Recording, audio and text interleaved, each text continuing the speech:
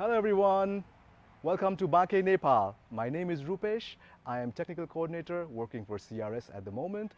Today we are doing experiments on lime stabilized soil. In Banke, we have a lot of vernacular mud houses, and these mud houses, they get destroyed, they get dissolved when there are floods here. CRS is now experimenting on ways so that these vernacular mud houses are protected during flood. Today I'm going to show you our experiments. So come aboard. Here is a mix that we prepared earlier, and you can see it is slowly starting to disintegrate, dissolve in water. This is what happens to a building in Banke when water touches their houses. The vernacular mud houses, they just simply start to dissolve.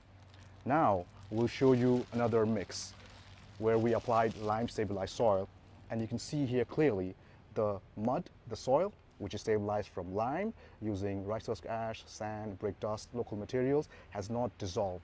This is what we are trying to find, the exact formula which will prevent the soil from dissolving in water during flooding.